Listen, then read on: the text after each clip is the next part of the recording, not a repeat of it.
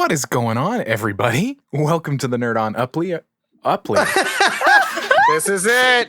Welcome to the Nerd on Upply, everyone. Yeah, That's the new code name for the show, right? Our grammar in the beginning of our show. What is, everyone? Welcome to the Nerd on Upply. What is? Anyway, welcome to the Nerd on Update, our weekly, I almost did it again, our weekly show in which we talk about the nerdy news and that is exciting to us, and the later part of the show in which we answer questions from you, the listener and the viewer. The viewers that are on Twitch. We don't introduce ourselves, no housekeeping here, so it's going to be Corey that starts us off today. Yeah, so me, I got some, people, it's a little controversial here. Pepe Le Pew has been removed from Space Jam 2, citing that he, as a character, promotes rape culture. I feel good about this. Even as a kid, it wasn't my favorite. But LeBron James and a few of the writers and executives thought it was the right move to remove him from the movie. He wasn't really in the first one anyway. It's fine. And Warner Brothers is actually taking a hard look at the character as a whole. I think this is a great move for a couple reasons. Like, I have seen I've gotten into a lot of conversations with friends. We're all adults. So I want to make that clear what this conversation is happening. Whoa, sir. Whoa. The difference here. It's gonna. My point is gonna be made in a minute. But two adults talking about Pepe Le Pew is very different than putting it onto a children's network. So what they've also done is Pepe Le Pew has been removed from any sort of streaming for kids. Whoa. They can be accessed by the adult accounts, but as far as children's account, his cartoons have been removed. And I think this is a good move also. Again, as adults, we can separate cartoon from real life and stuff like that and the messages that are portrayed. And we have, nostalgia. We were growing up with it. That's one thing. But kids who don't know better, who are learning from these types of characters, it's just, it's a different kind of thing. I see it compared to Grand Theft Auto a lot. They're like, well, Pepe Le Pew can't be there, but, kids play Grand Theft Auto all the time. I was like, right. But you have to understand, and we're not taking away the parent's choice to show them Pepe Le Pew if they want to. Just like you're not taking a parent's choice away from buying Grand Theft Auto. But guess who can't buy Grand Theft Auto? Kids without a parent's adult, because it's rated mature. You have to be 17 or older to buy Grand Theft Auto. So yeah, exactly. It has an age rating. So like, I get the conversation. I get that it's a beloved character, but I think if you really take a step back and look at every single cartoon he's been in, it's a pretty terrible message to send to kids. And again, it was a long time ago. Also, we've also grown as a society, which is a beautiful thing to get to a point where we realize, well, that doesn't work anymore. Let's change it. So I don't see this as a negative personally. To add to that, I think the interesting, opposite side of it, people were like, well, he's always been this character and he's always done this thing. Mm-hmm. So why are we changing it now? And I just always harken back to the lead actor of You, the Netflix show, who's saying like, a lot of people still like my character and those people need counseling. Yeah. Like this is a show that literally tells you that a pretty white man can get away with a lot of terrible things. And so just bringing that back and hearkening to it, I know I did see follow a little bit of like the controversy or the question. It's not even a controversy. It's more like a decision and people are talking about it because it's done. Mm-hmm. It's Grace Santo, and she's the actress who had the scene with Pepe Le Pew. Yeah. And the reason she was upset, she's completely cut out of the movie now because of it. Of course, yeah. But it's more of the fact that like Pepe does what Pepe does and is problematic and is, promoting rape culture. And she tells him off and hits him and says, like, don't do that to women. Yeah. And LeBron James' character also does that too. Yes. But you can also just pivot away from that all. And because if you had it in there, I could imagine the headlines of being like, Space Jam and their agenda. You know, like, so it's like lose-lose, unfortunately. It's a lose-lose in that way. So it's smart to being able to have cognizance to reimagine and think like, okay, well, how do we make this character work? Mm-hmm. And right now, it's probably just not the best time. Yeah. So that is my news for the week. Who's next? Kaylin. It's me. So the Weeknd the Weeknd has said that because the Weeknd was like performed at the Super Bowl and had all this heat on them of like doing really great things, chart-topping album, creative videos, chart-topping albums, music videos, songs coming out. So everyone thought that they were going to be a contender for the Grammys, and they weren't even a nom. Like they weren't even a nominated. Wow. They weren't nominated at all. Yeah. So the Weeknd is now like formally boycotting the Grammys. They're going to tell their label not to submit them because they say that it's secret committees. I think transparency with the voting process. Yeah. Which that and I feel like Tom has talked about like awards and critics and things like that in the past of having beef a little bit with that. Beef. And yeah, I mean it's what is that expression, Tom? Well, each like award smile. Each award thing has like their own set of problem things. Right. But the Grammys has also been well known to be like you can pay for someone to be nominated. Mm-hmm. And so you can pay the association, and then it's used as more of like a marketing machine to be like, okay, this person won, but you never heard them before. Yeah. So yeah. It's one of those things where it's like, because I also saw that several other artists, like I think even Kanye has like boycotted the Grammys in the past, but it's one of those things where this is one of those machines that's so big, it's just going to keep rolling even with its issues. And it's not still going to be as our barometer. I know that everyone knows our reference point. Sure, but he's also done a lot of things people shouldn't do.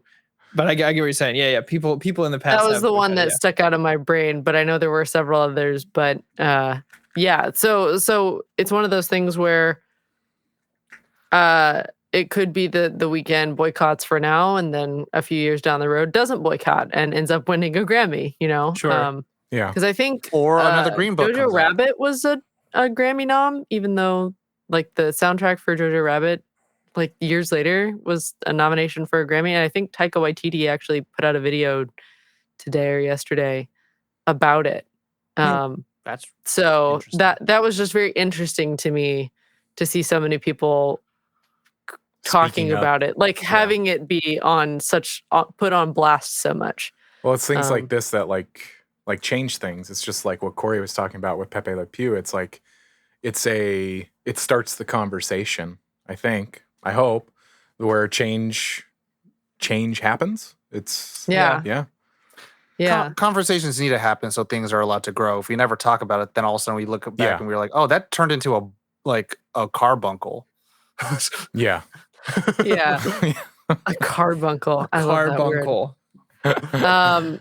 So yeah, and then I forgot to put this on the sheet, but in my personal life, but in my nerd news, the Mighty Mage Cupid skin for Smite dropped, and I got to voice that. And also Black Survival Eternal Return, I voice Adela, and that also came out within the last week.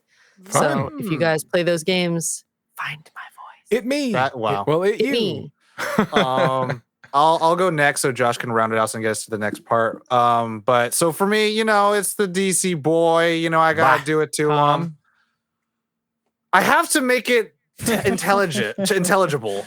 DC boy here. But first thing I want to say, and you may not, you thought I was going to be a shill for only one company. No, you got to talk about both things. Disney Plus reaches over 100 million subscribers. Whoa. This was a goal that they had intended for 2024. So now they're aiming for 250 million subscribers by that point. Mm-hmm. Right now, so the leader of the streaming wars is still Netflix at 250 million subscribers.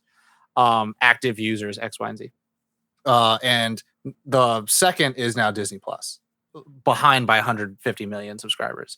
So it's a wild place. It's wild time. Just that's what you should know. That's the thing. I like how what was it maybe 4 or 5 months after Disney Plus launched, the world is sent into this pandemic and needs a streaming service. And then they made Disney Illuminati. I think the big right. I think the big we heard here them was making Hamilton available for no additional cost. Yeah, and so that was a really big I get to go to a quote unquote live performance.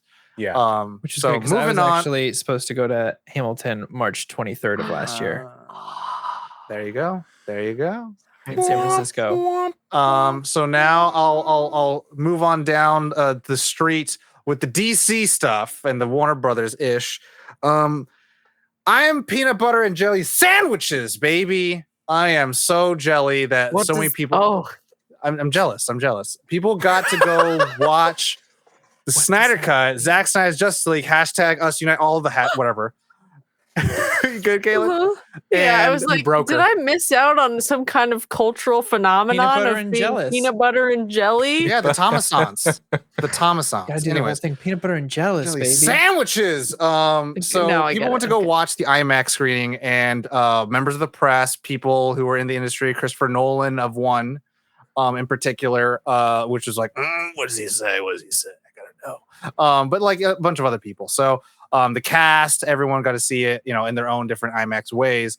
There was first an embargo, NDA can't say anything. And then Zach said, hey, everyone, you could say how you feel, just no spoilers.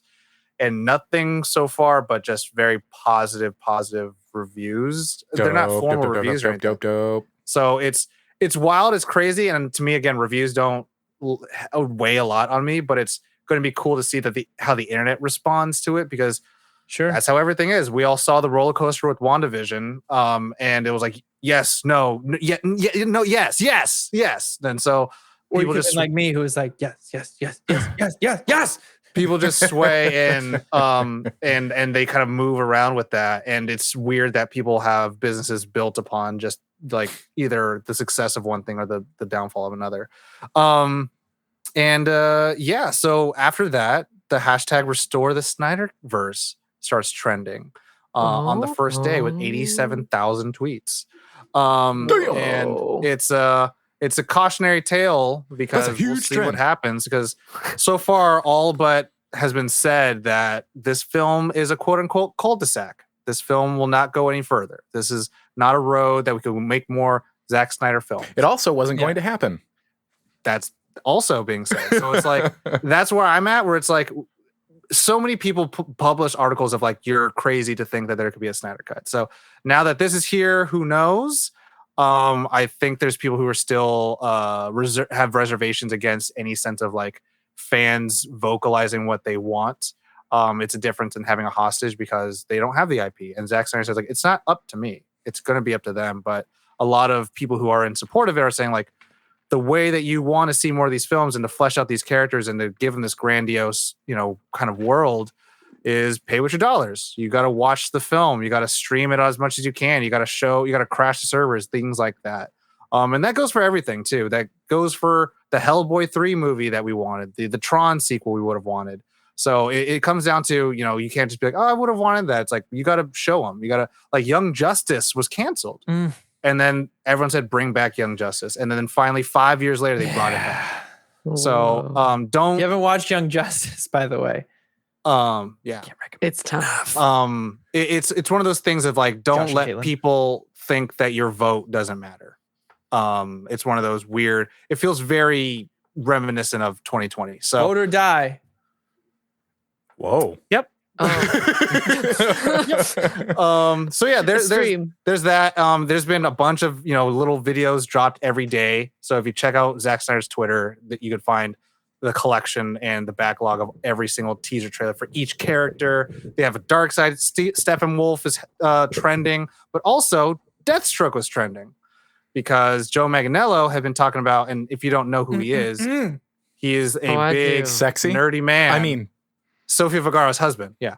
And he runs like the LA cabal of D&D. He implemented some of the things that he wanted for Deathstroke because he ended up writing a treatment. And Ra's al Ghul was involved in it. And so people were looking at the sword he had in the museum we talked about last week, and it had a Ra's al Ghul symbol. He's like, yeah, that's what I would have wanted in this film. The film that he planned out would have been $40 million. And the director for The Raid would have directed it. And it would have been an homage to South Korean action films. And so he had a 3-hour-long Skype phone call with Gareth. This is why I say I hate talking to you guys, because you guys always have these ideas. And I'm like, that. It's not the idea. I want that. It's not mine. It's Joe Manganiello's. No, I mean, you tell me things but that I'm like. Tell us about it. And we never would have known otherwise. And so Deathstroke would have had his own standalone film, appeared in Suicide Squad, and then finally come back for The Batman and fight against Ben Affleck's Batman as the main antagonist. So it's like one of those things. Like, again, vote with your dollars. You gotta tell them that you want dollars the thing. and hashtags, baby. Yeah, so that's it. It's Raish or Roz. So What would Anthony and Steve say? Anthony and Steve and I always argue. Roz is for the Arabic, and Raish is for the Hebrew. So, what I will say is that I would love a deceased adaptation, and I would totally take Joe as Deathstroke. Like, I'm sorry, deceased. Yeah, we'll get into. We got a whole lot to share with you about comics. Maybe we'll read it. That'd be fun.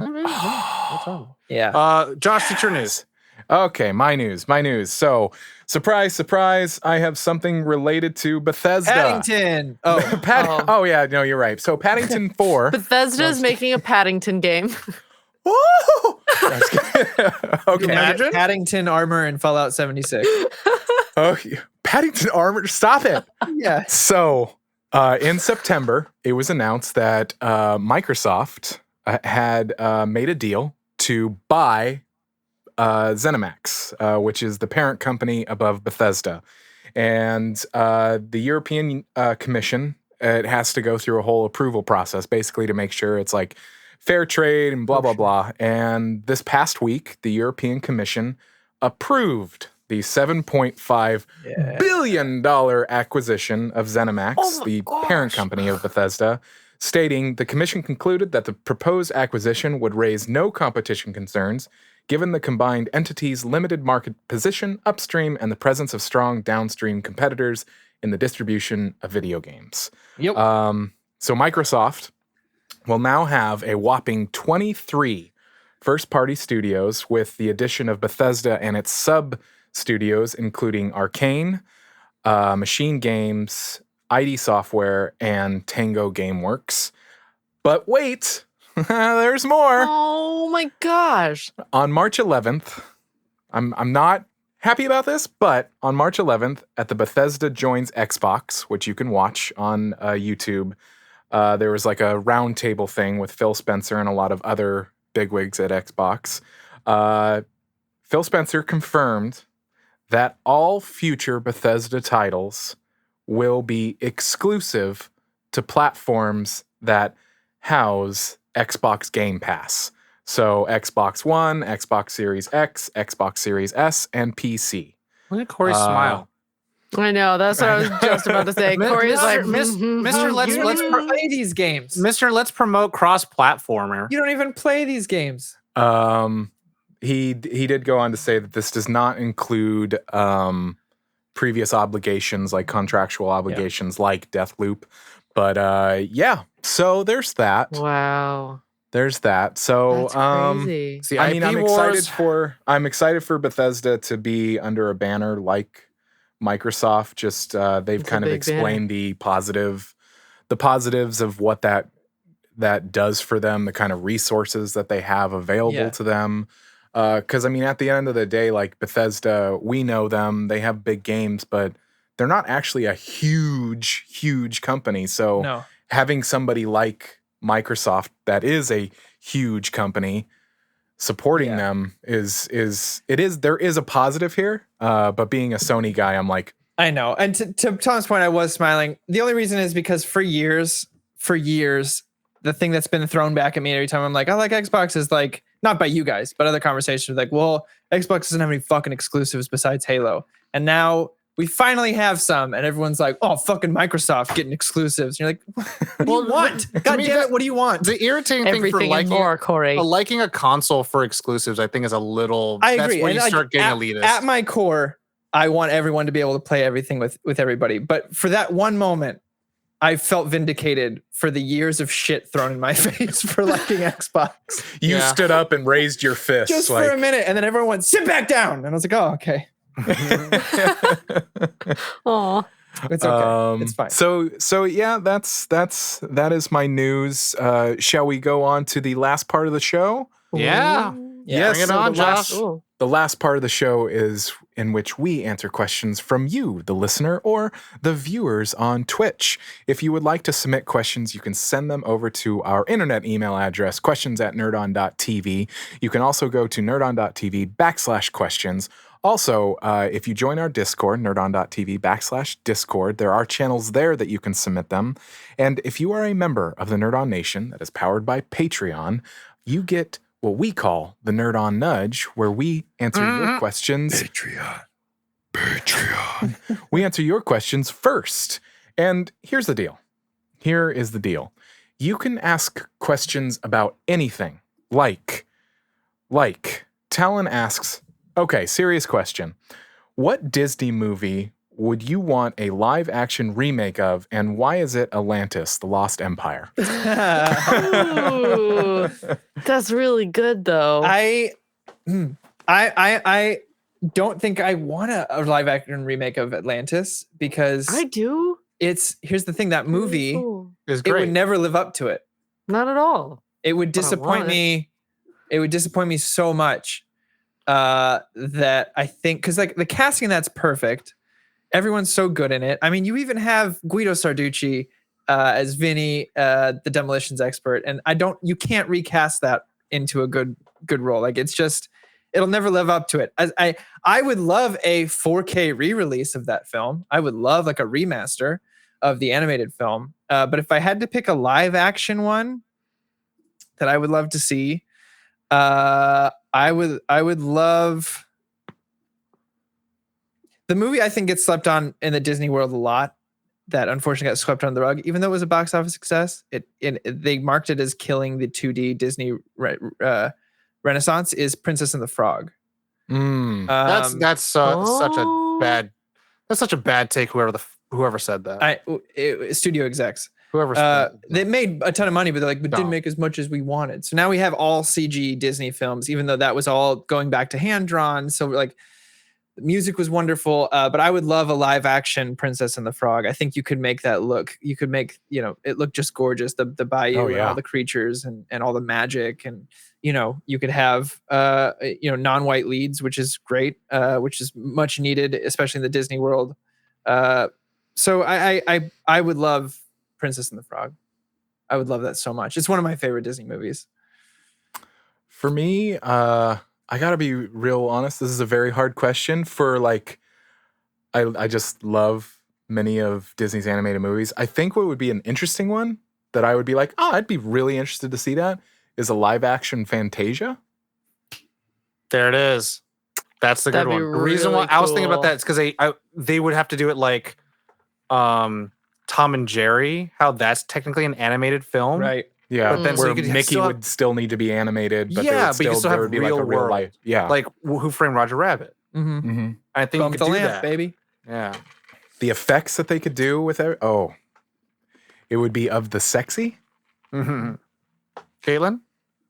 I think I want the Black Cauldron. God, y'all Ooh. taking mine. Y'all are taking mine. Was that Because, yours? I mean, yeah, Black Cauldron. I think it would just be really cool. There's so much going on in there that would translate really well to live action. It absolutely does. And I think that's Don Bluth time. So Yeah, like, that sounds right. That's like for anyone that's like Let me look. Dragon's Lair. Yeah. So yeah, it's the Five Will Go West animation style. So it's not so cute looking. It's a lot more just like has a lot of personality. Very scary looking. The horned king was like terrifying. For me, and so the thing with Disney animated films, and the reason why they most of the time don't work for me, is because a lot of the Disney animated films, there's not too much wrong with them. Like they're very enjoyable, and so why would you do that, right? Other than to gain more money, when you could do a live action, you have a chance to potentially make it better. Mm-hmm. You have a chance to be like, okay, well, what didn't work? And so the ones that you guys mentioned, Fantasia and Black Cauldron, I was like, they're really good, and I think they could do well in a live action setting. But I'd want to take like a terrible animated film, but Give I'm it like, a shot. there's not that many. And the only thing I can think about maybe is just an old film, which is The Adventures of Ichabod and Mr. Toad, Oh, because I think that also lends Ichabod itself could be a real person. Yeah, they actually lends itself to being live action, where it's like Oliver and Company live action, like, but why? Why? But why? It would just be 3D Watching animals. cats. I mean, I Yeah, love you're Billy Joel music, so I'm down. Yeah, I'm down for that too. But it's like, okay, let's do one of Rescuers Down. There's like, there's one human. You know, like, so why would we do? You know, so it's like make HD remakes or remasters of the original and live within your animated universe because that's your cornerstone. So. Yeah. Yeah. I think those are all good choices. Yeah. Wow. Next question comes from Spencer. Shout out. If you had to be stuck at sea for a few days on a nice boat with one of your co-hosts, who would you choose and why? If we had to be stuck on a nice boat with one of our co-hosts? Yep. Oh. That's for cute. a few days. It's a good question. I know It's mine. a fun question. Go for it then. I would say Corey because probably he'll have his magic cards with him and we'll be able to play magic together for that whole time. And he could teach me A things. few days playing magic on a boat sounds actually fucking phenomenal, Josh. That sounds But like this is a terrible let's take question that because trip. I can think it of definitely positives. singles people out. Yeah, I sure could it singles people out. Spencer, I love you. I would hate you, I but would love you. make sure that because most likely we'd have DVDs. I would open Caitlin's world to more movies. And That's true. Tom, we I'd- could just I'd probably talk do and that. talk. And I would he could only teach me bring things. Hot I would Rods. watch anime with Caitlin and Tom. Oh man, there's so much. Can I pick Mikey? No, what the Storyboard? hell? What the hell? Rude. I'm kidding. Don't like, pick y'all one of know us, it's- but pick someone else. Y'all would pick Mikey though. You know that, right? No, I wouldn't. Yeah. Well, Yeah. I spent a lot of time with Mikey, but I know wouldn't you pick did. him I know. because I had to pick one of my hosts. I know. Jeez, man, that joke did not hit well. No, Not at all. I hate you. We're all canceling personally Corey. offended, Corey. His jokes are Thought problematic. you care. This is why we can't have jokes in the office anymore. Anyways, Yeah. I'm gonna fine, Josh. You want to be like that? Glass houses, baby. I'm gonna pick Caitlin because I guarantee I'm just gonna probably make her watch horror movies, and then she'll probably make me watch some reverse harem anime. That's okay, Tom. Yeah, I was gonna pick probably. you, but now I'm not going to because Actually, I was see. gonna pick Tom. Glass houses, baby. I see how this is. I was gonna pick Tom because even if things were like really terrible, like really, really bad for a couple of days or something, he would probably like do everything that he wants it, like in the way that he wants it done. And because if I tried to help, he'd be like, just let me do it. I'd be like, okay. And then I would just like sit. so it'd be a pretty easy. And then once he was done doing the thing, we would hang out and probably be like, want to talk about something? And then we would talk for like 30 minutes and we'd probably be like cats, how like house cats and go do our own thing for a while. Sounds about accurate, right? Yeah. So Corey, who are you gonna pick now since I'm invalidated? Since you're invalidated, Invalidated. I'm just gonna pick myself. I I'm gonna hang out with me for some 2 R&R days. with me, myself, and I'm I, gonna baby. play magic with myself on a boat against Josh myself. is so sad right now. No, I think Josh had it right. Josh, I'm with you. That's fine. Yeah. Well, I guess we all just pick each other then. That's good. What if we're Okay, accidentally on the same the- boat? Like, let's just be on the same boat. No, This that's not guy- how Sea this of Thieves guy- works. Thanks, Spencer. You broke us up. Honestly, I think Tom and I would probably end up playing Pokemon and he would get way more competitive than I would. And then I'd be like, congrats, buddy, you won. Be like, We could've yeah, played- fuck we yeah, I could've played won. music I'd be like, together, good Caitlin. job.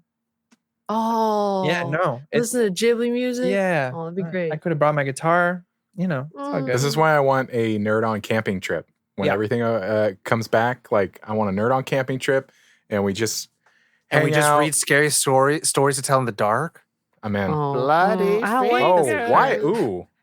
Bloody fingers. Anyways, Oh. Okay, next one. Last question? next Caitlin's like, I don't question. pick Tom anymore. I don't pick Tom anymore. I pick Corey now. No take backsies. Next question comes from Engineered. What's your first big screen movie memory, and what snack did you prefer? Oh, well, Reese's Pieces. Sorry, that's all. I knew the answer faster than anything could happen in my brain. So okay. What was your first big screen experience? I don't remember that part. I've been Well, going you to don't movies get to since I was teeny answer. teeny. Well, I said Reese's Pieces, so I answered half. 50% first is say it good, right? right? Because it's Reese's Pieces. Reese's Pieces. Reese's. Pieces. Reese's. The Reese's Pieces. species? Is that, It's on the is that a new commercial. thing? Reese's. We're Reese's gonna start Pieces. talking about caramel and caramel. Anyways, No. Well, no, because no, that's not a company name. Reese's. That's a word that's Pieces. evolved with language. Reese's Pieces. Reese's I'm not letting this go. It's my favorite candy. I'm gonna go Mine next. too. I'm gonna go next if no one's gonna answer. Okay, so Go. for me, one of my I don't know if I dreamed this though, and that's the thing where it's like it's so like ingrained in my mind. I'll just tell you, if it's a dream, it's a dream. Was watching Lion King, and that's why I'm like, I don't know if I was even old enough though, in theaters, and I just remember my mom crying. Like those are the two things of watching Lion King. My mom cries during that movie, and my favorite snack is strawberry sour belts because those are amazing. Oh, those are good. For me, I mean, snack is peanut M&Ms. It's just always a thing. But first memory, the thing that strikes me the most is Titanic. I remember seeing Titanic a couple of times in the theaters. Yeah, that's because of the bubbies. Yeah. For the Billy Zane for me. Corey, pay me like one of you girls. My first, I was trying to like rack my brain, and I think the earliest memory of being in a movie theater that I have definitely wasn't my first movie I saw in a theater, but it's the first one I can like have an actual memory of. Was Pocahontas, and I remember it because my dad, being a single father of two, at that my parents split up, so he was just taking care of two kids. Fell asleep during the movie. And he snores loud, so I had to wake him up a few times during Pocahontas. And when we left, all he could keep talking about was how beautiful he thought Pocahontas was. What? He was just like, I would marry Pocahontas in a heartbeat. And I was like, all right, that's problematic in like 30 years, whatever. Yeah, you man. But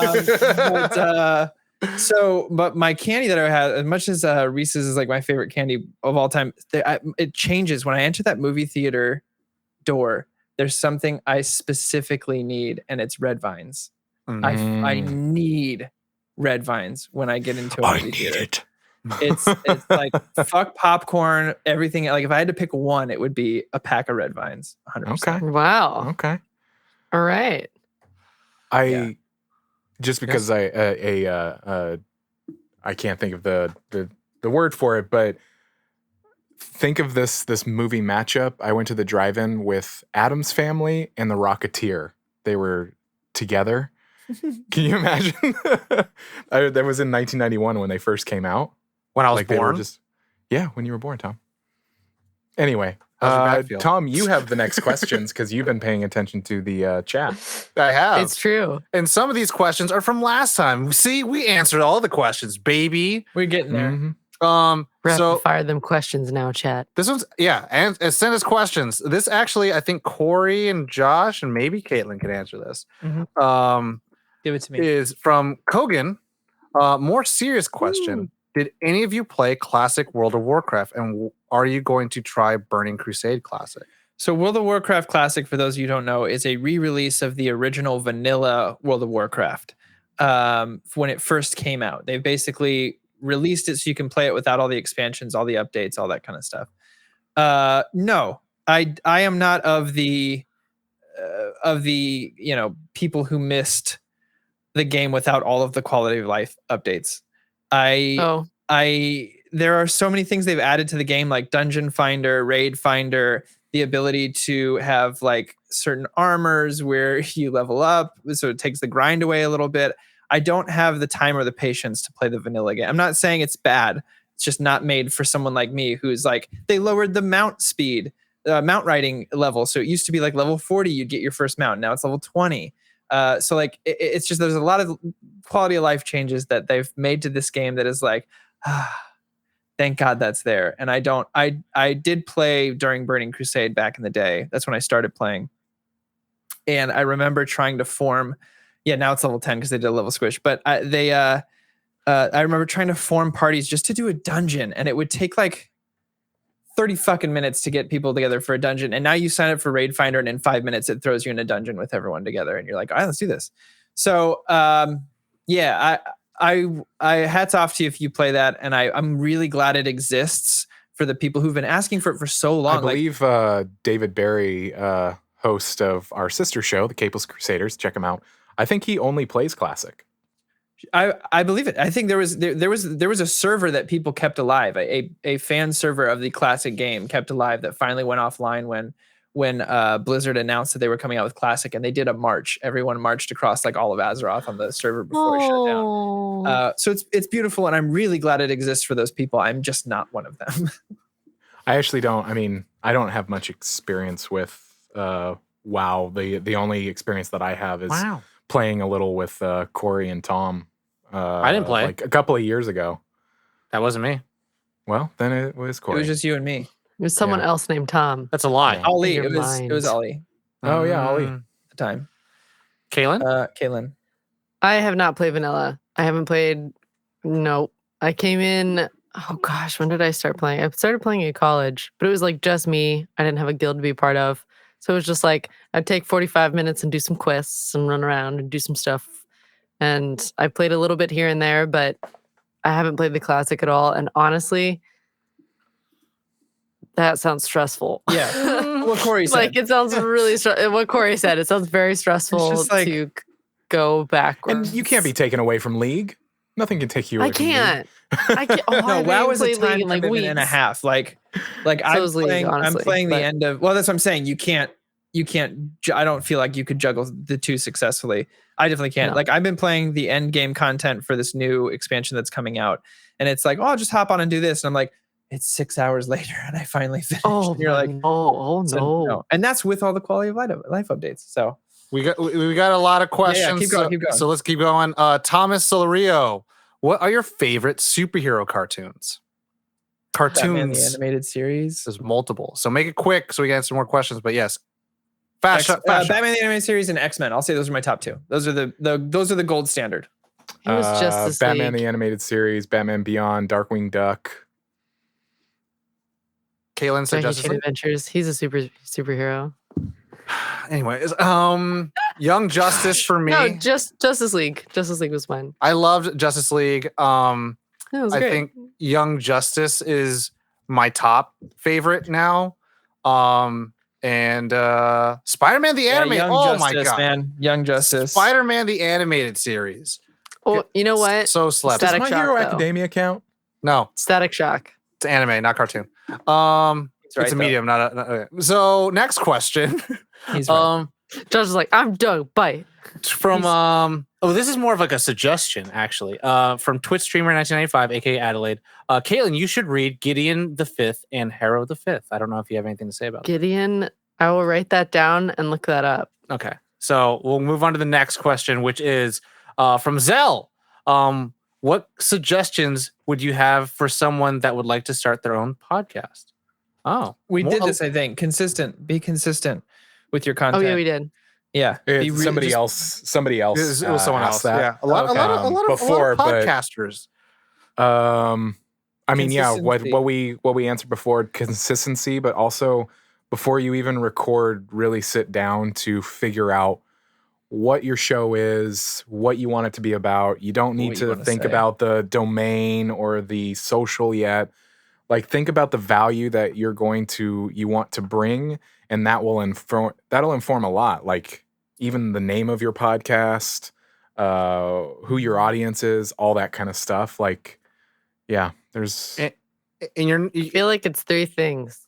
It's specificity about what you're doing, consistency to constantly show up to do the thing that you're going to do, and then being passionate about it every time you show up to do the thing that you're going to do. Mm-hmm. Like, you got those things down, keep trucking, you got it.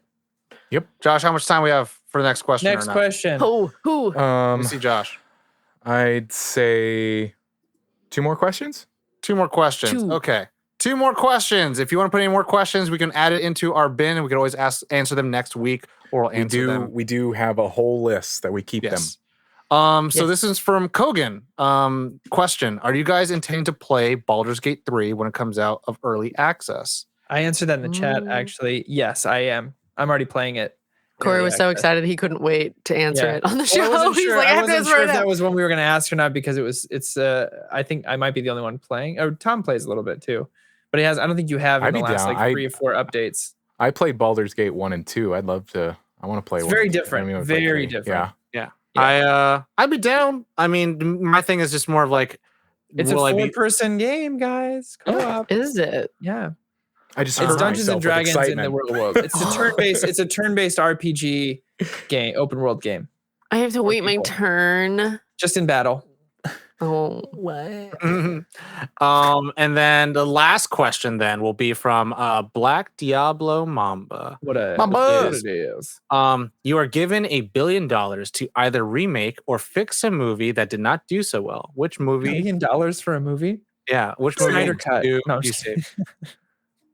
It's already fixed.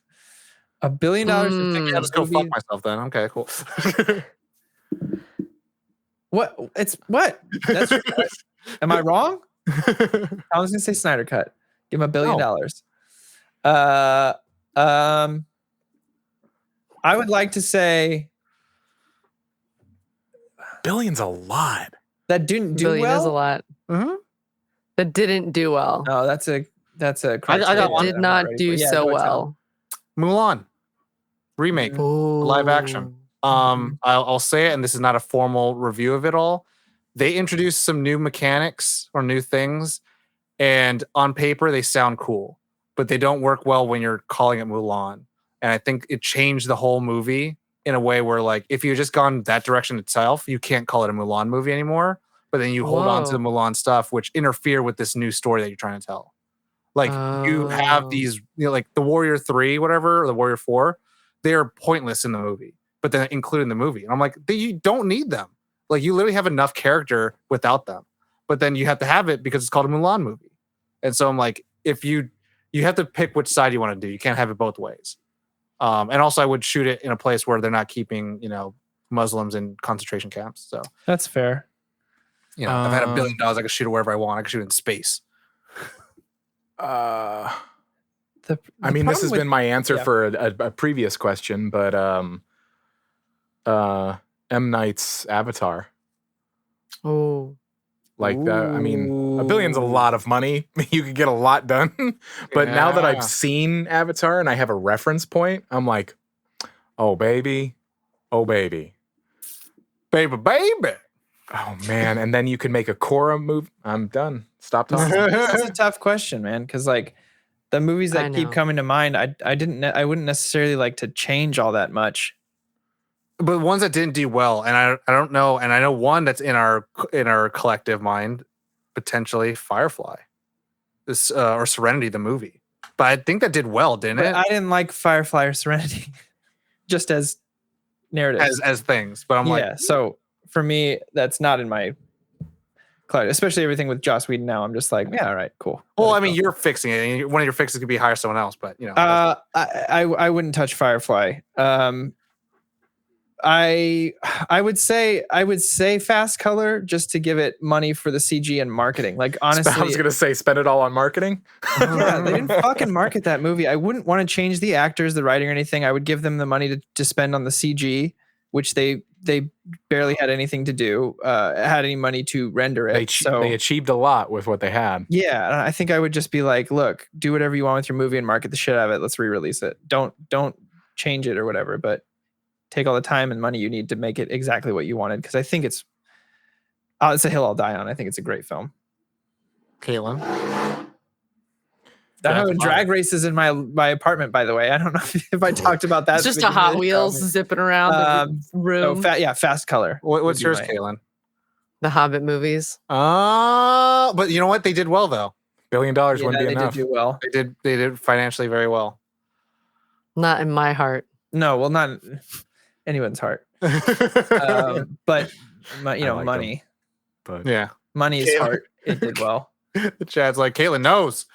Caitlin knows. Yeah, I knew. That's my answer. I'm not changing it. So, but that's all that's the last question, right? So yes, it is. Everybody at home, thank you so much for listening. Thank you for sending in your questions. Again, send them in. We love answering your questions. Join us on Sundays on Twitch, and you can submit your questions live. It's a lot of fun over there. Yeah, if you're new to Nerd On, check out our website, nerdon.tv. It has all of the information on everything that we do. We do a lot, and we keep busy making high quality content for you because we love it. We love doing this. Consider joining that Nerd On Nation. It does allow us to grow and be the best that we can be.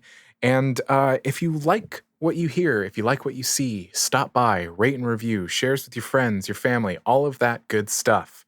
But yeah, that is the update. Thank you so much. Everybody take care of yourselves. You know the drill. As always, Nerd On. Nerd on.